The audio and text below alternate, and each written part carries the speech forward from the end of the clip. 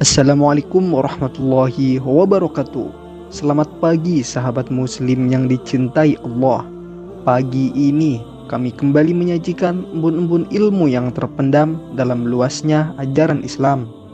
Segala puji bagi Allah Ta'ala, Tuhan semesta alam, pemilik cahaya hidayah yang diturunkan ke dalam hati siapapun yang Dia kehendaki. Sholawat serta salam semoga senantiasa tercurahkan kepada junjungan kita, baginda Nabi Agung Muhammad SAW, sang pembawa petunjuk, keluarganya, para sahabatnya yang mulia, dan seluruh umatnya yang istiqomah mengikuti sunnahnya hingga akhir zaman. Sahabat hijrah yang dimuliakan Allah, dalam perjalanan hidup ada satu anugerah yang lebih mahal dari dunia dan segala isinya. Satu karunia yang jika Allah berikan, maka seluruh kesusahan hidup akan menemukan maknanya, seluruh kebingungan akan menemukan arah, dan seluruh gelap akan tersibak oleh cahaya. Karunia itu bernama hidayah. Hidayah bukan sekedar ilmu, bukan sekedar nasihat, bukan sekedar pengetahuan tentang yang benar dan salah, tetapi hidayah adalah cahaya yang Allah letakkan di dalam hati. Sebagaimana firman Allah, barang siapa Allah kehendaki untuk diberi hidayah, Allah akan lapangkan dadanya untuk Islam. Al-Quran Surah Al-An'am ayat 125. Dan kali ini kita akan membahas secara dalam, panjang, menyeluruh tentang bagaimana hidayah bekerja, kepada siapa Allah berikan, apa tanda-tandanya, bagaimana para sahabat menerimanya, dan bagaimana kita bisa menjadi hamba yang layak menerima cahaya itu.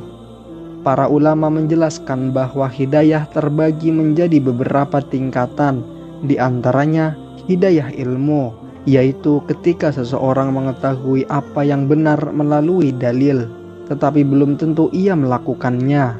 Yang kedua, hidayah taufik. Inilah hidayah terbesar, hidayah ketika Allah menggerakkan hati seseorang untuk menerima kebenaran, mencintai agamanya, dan meninggalkan maksiat, bukan karena dipaksa, tetapi karena hatinya digerakkan oleh Allah. Ibnu Qayyim rahimahullah berkata dalam Madarijus Salikin, hidayah adalah cahaya yang Allah lemparkan ke dalam hati, hingga hati itu mengenal kebenaran, mencintainya, dan condong kepadanya. Dan cahaya itu hanya Allah yang bisa memasukkannya. Banyak kisah sahih yang menunjukkan bahwa hidayah seringkali datang pada waktu yang paling tidak disangka, bahkan dalam keadaan paling gelap. Yang pertama, kisah Fudail bin Iyad, diriwayatkan oleh Imam Az-Zahabi dalam Syirah A'lam An-Nubala. Fudail dulunya adalah perampok besar. Malam hari ia naik ke atap sebuah rumah untuk merampok. Tiba-tiba ia mendengar seseorang membaca surat Al-Hadid ayat 16. Belum tibakah waktunya bagi orang beriman untuk tunduk hatinya kepada Allah? Al-Quran Surah Al-Hadid ayat 16. Saat itu juga ia menangis dan berkata, telah tiba waktunya ya Allah, telah tiba. Begitu cepat, begitu tidak terduga, begitu murni.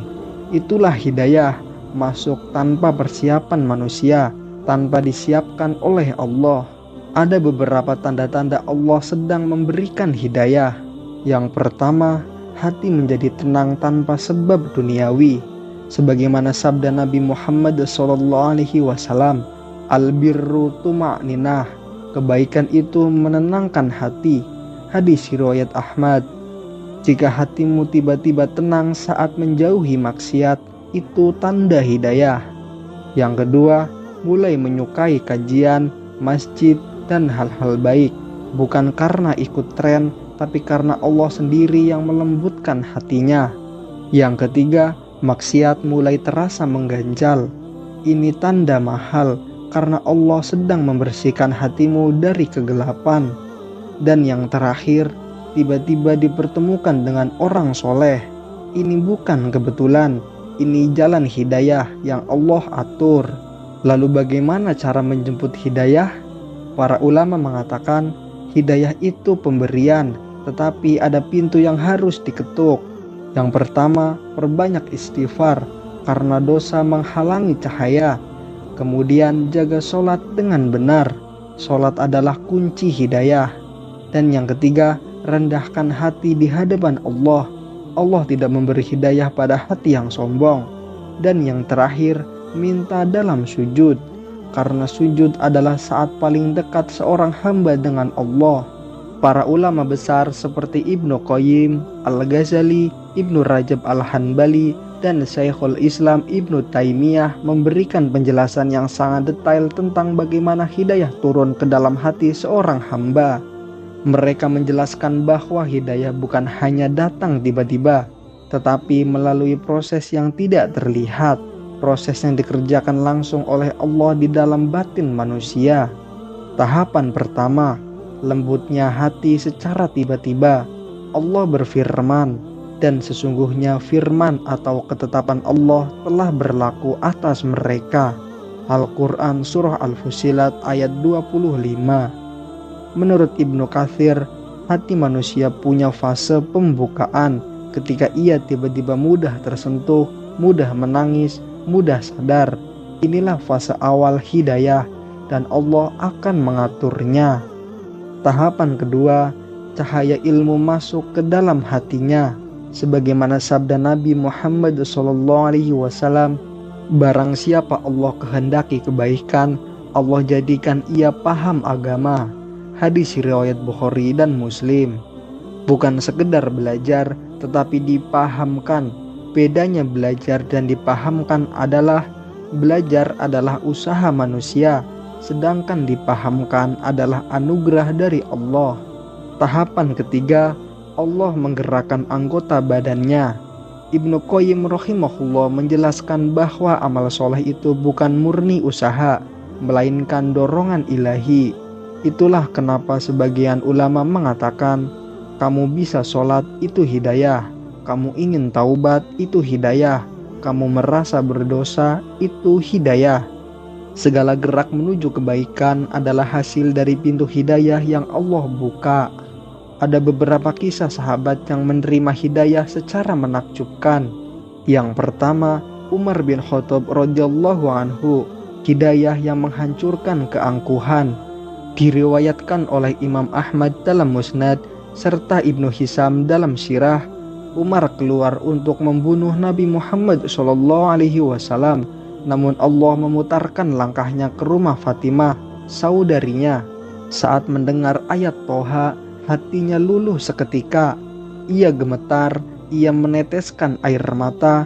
Sesungguhnya manusia tidak bisa merubah hatinya, dan Allah yang merubahnya. Allah yang memecahkan keangkuhan Umar.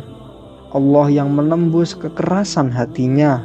Yang kedua, kisah Ikrimah bin Abu Jahal.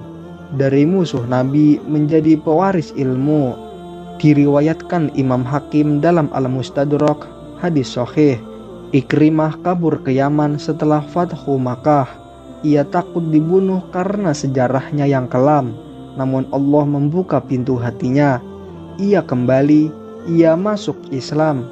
Ia menangis sambil berkata, dulu aku memusuhi Muhammad, kini aku paling mencintainya. Begitulah hidayah.